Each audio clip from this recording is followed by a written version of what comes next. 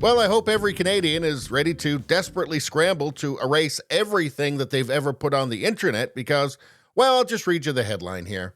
Trudeau's Internet Online Harms Act would provide retroactive punishment for not deleting hate speech, whatever that's going to be. So let me set the scene for you. Some random person who will forever remain anonymous, you'll never know who they are, will be able to pour through your Twitter feed, say, and find something from 10 years ago which was perfectly acceptable back then, but far-left lunatics have now decided is hate speech. Well, next thing you know, you're spending thousands of dollars to defend yourself in a human rights tribunal, which is a leftist kangaroo court in Canada, a parallel legal system, where you do not have presumption of innocence, by the way, and at the end of it, you might have to pay up to $70,000 in fines. And if they think that you might do another hate again some point in the future, well, then you can also get a year of house arrest, amongst other restrictions. That's right, because some anonymous person complained to the Canadian Stasi about you. It says here, on Monday, the Trudeau Liberals unveiled the Online Harms Act, a bill that Justice Minister Arif Virani claimed would make the internet a safer place for all, especially children. Parts of the act, however, have been criticized, namely those dealing with what the government has deemed to be hate speech. If passed, the bill would amend the Canadian Human Rights Act to find someone spreading hate speech is liable so long as the speech is not deleted, which some have interpreted to mean that the government wants to retroactively come after people for potentially violative content they've posted in the past. Let's look at this tweet from Ezra Levant responding to this tweet. Here's a question. Will there be retroactive punishments using new hate speech legislation like when they passed the EA, the Emergencies Act, and made it illegal to donate to what had previously been a legal protest?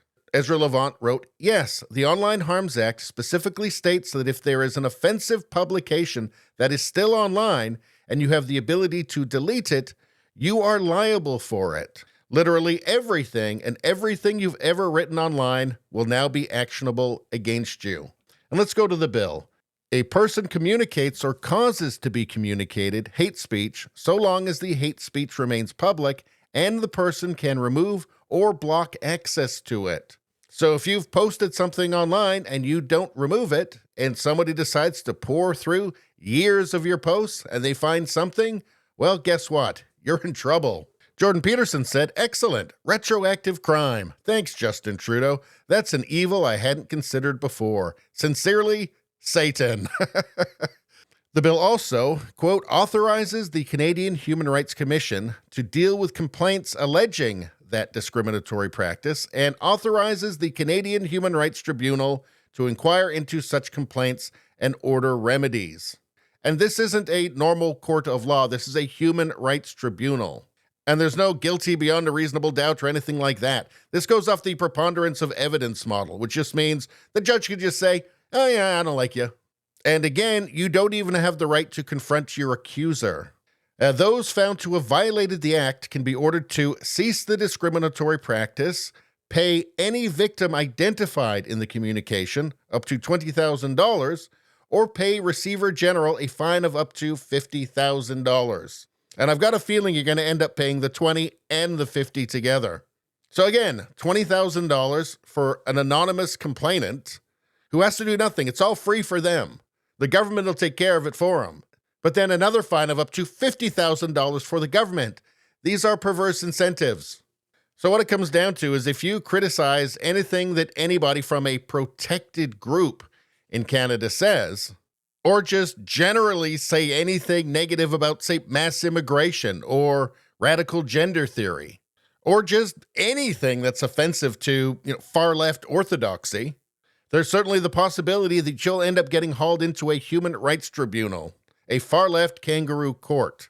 Now, what this is really about is crushing dissent, because all institutions in Canada are far-left at this point, all of them. So this will be used by activists. I believe it's designed to be used by activists to punish those who dissent online and to go after independent media.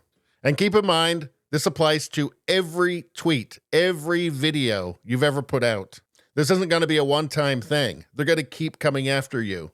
There's going to be armies of people pouring through social media accounts looking for something that they know a human rights tribunal will think is hate. This is Trudeau trying to create an army of activists that will do his work of censorship for him by intimidating any Canadian from saying anything that anybody might find offensive. Sorry, not anybody, that a leftist might find offensive, that Trudeau might find politically inconvenient for him. And why wouldn't people do this? I mean, it's anonymous, it's free, the government does all the work for them, and there's no downside, there's no accountability. This will just be the end of social media in Canada. It'll be the end of free speech and the end of independent journalism. Oh, and the punishments of 8% of global gross revenue for the social media companies themselves if they fall afoul of the Human Rights Commission? I think you can expect all the social media companies just pulling out of Canada entirely. Probably, ultimately, that's what Trudeau really wants. A few media sources that he controls and nothing else. Anyway, that's all I got to say about that. Please like, share, and subscribe. Sharing really helps me out. I thank you for that. I will see you next time.